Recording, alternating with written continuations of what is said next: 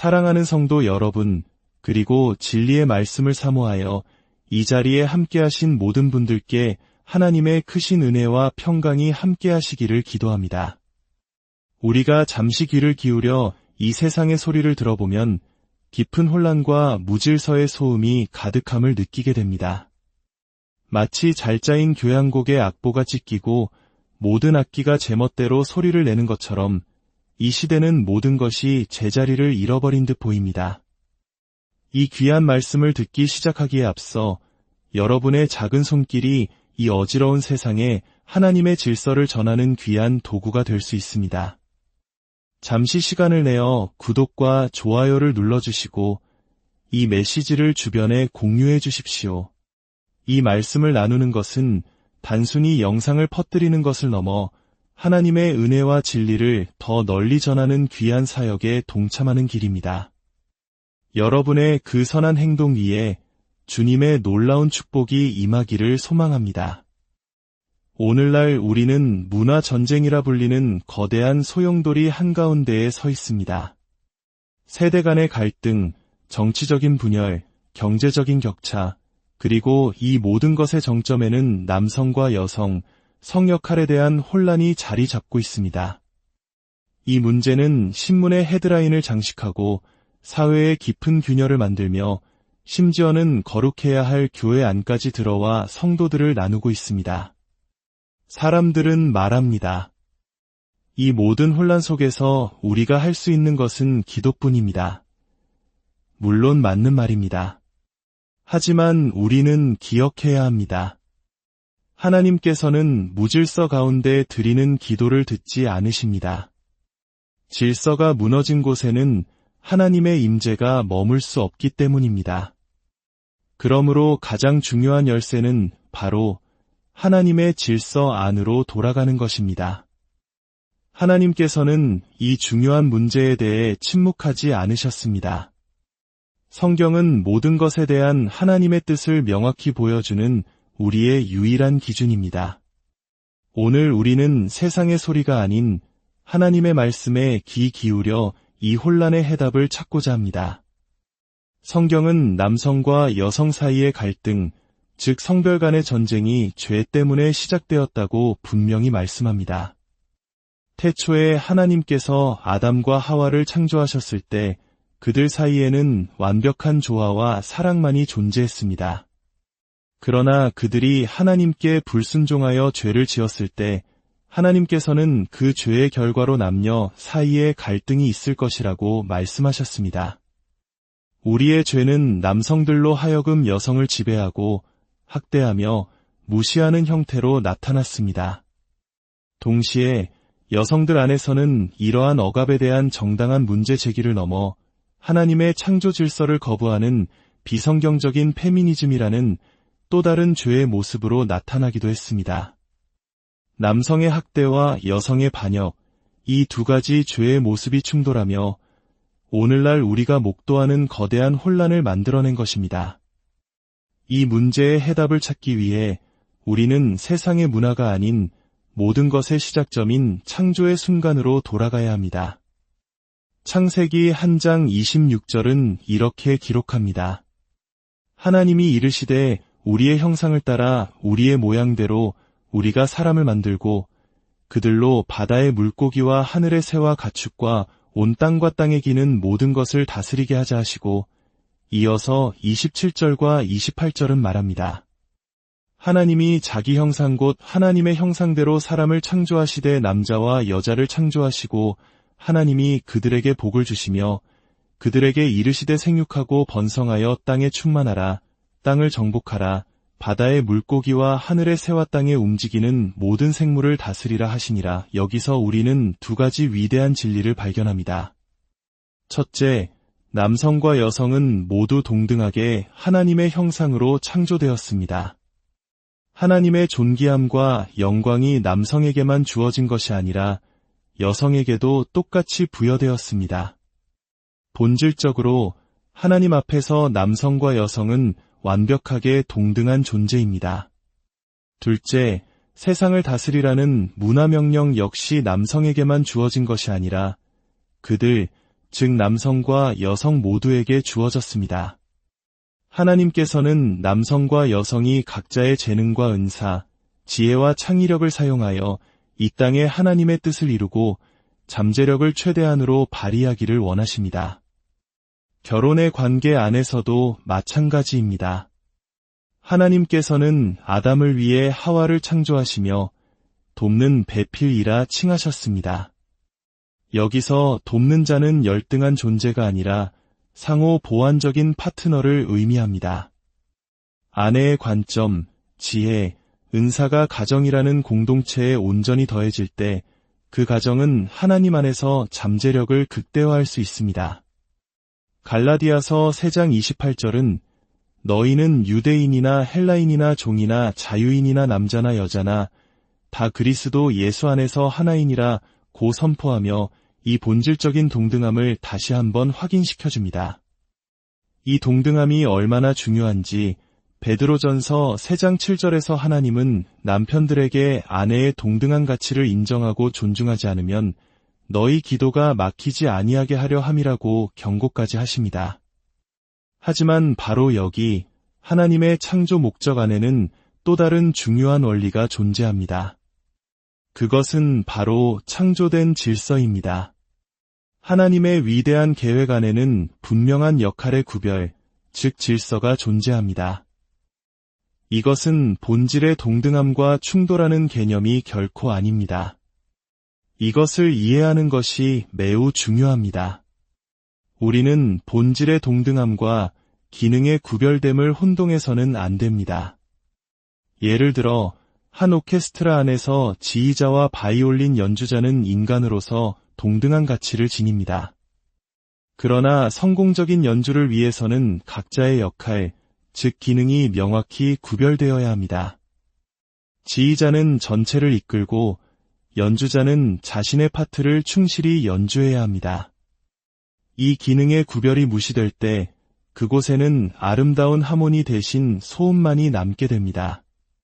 교회와 가정 안에서의 질서도 이와 같습니다. 고린도전서 11장 3절은 이 질서를 명확하게 설명합니다. 그러나 나는 너희가 알기를 원하노니 각 남자의 머리는 그리스도요, 여자의 머리는 남자요, 그리스도의 머리는 하나님이시라. 이것은 영적인 권위의 질서를 보여줍니다. 모든 남자는 그리스도의 다스림 아래에 있습니다. 크리스천 남성은 결코 자신이 독립적인 왕이 될 수 없으며 하나님의 말씀과 예수 그리스도의 주권 아래 순종해야 합니다. 그리고 성경은 여자의 머리는 남자라고 말합니다. 마지막으로 그리스도의 머리는 하나님이십니다. 심지어 아들 예수님조차도 성부 하나님의 권위 아래 자신을 복종시키셨습니다. 이것은 능력이나 가치의 차이가 아니라 사랑과 순종으로 이루어진 거룩한 질서의 체계입니다. 사탄이 하는 일이 바로 이것입니다.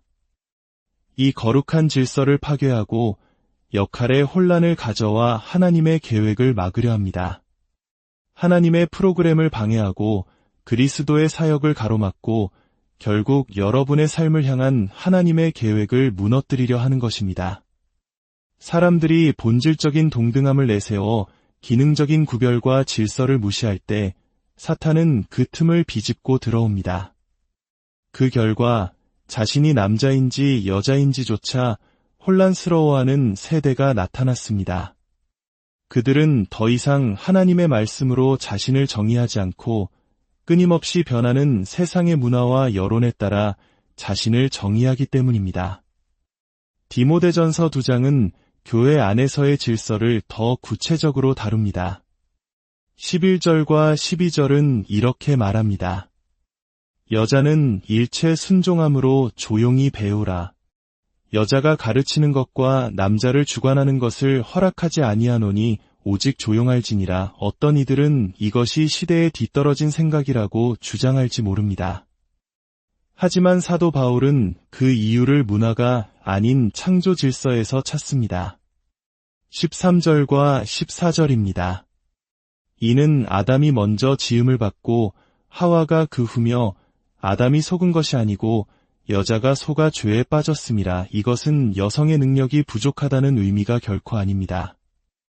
오히려 사탄의 관계에 속아 언약적인 역할을 벗어났을 때 혼란이 시작되었음을 상기시키는 것입니다.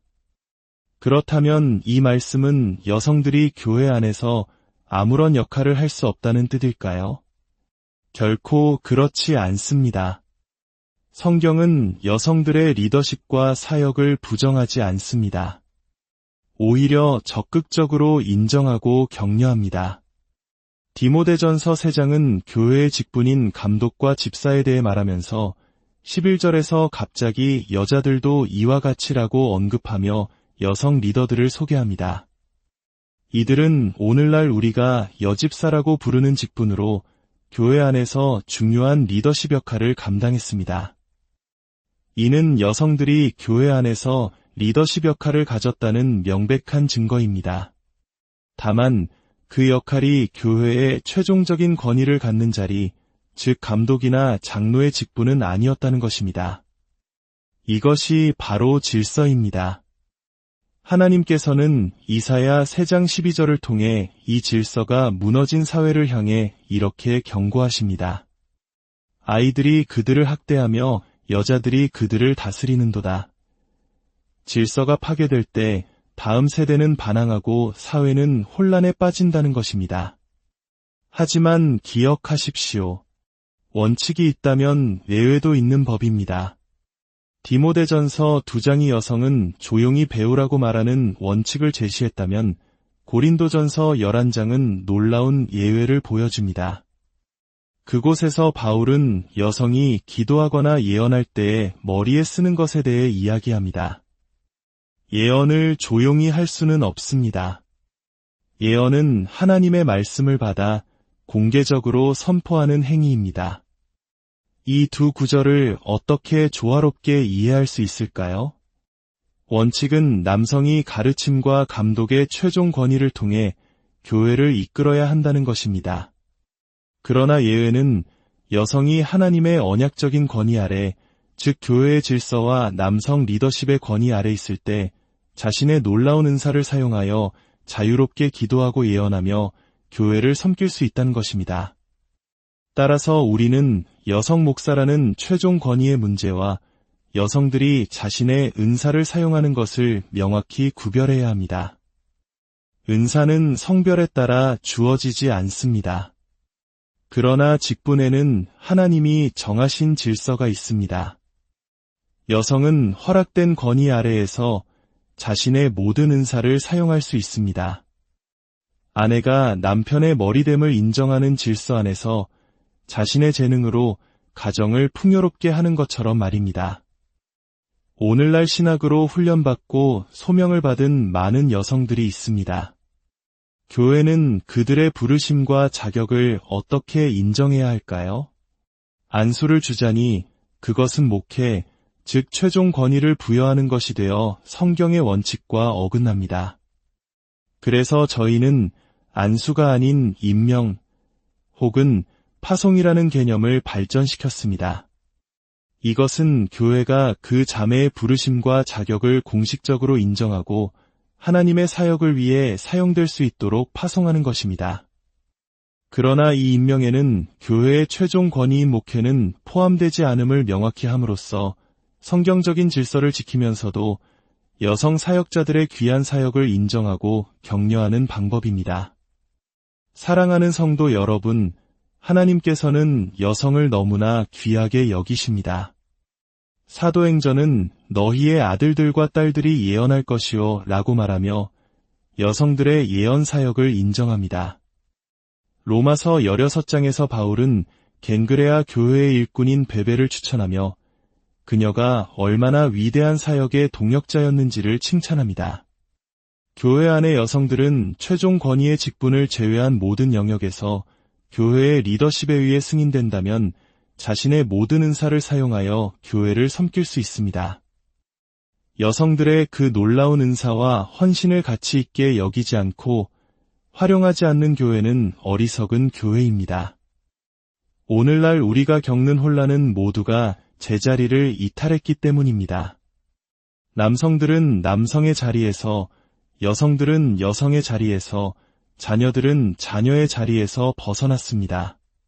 정치인들, 사회 지도층, 부유한 자, 가난한 자, 우리 모두가 각자의 자리에서 벗어나 무질서 속에 있습니다. 그리고는 이렇게 말합니다. 하나님, 우리를 위해 기도합시다. 그러나 기억하십시오.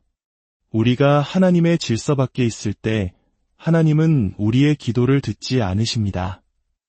핵심은 다시 질서 안으로 돌아가는 것입니다.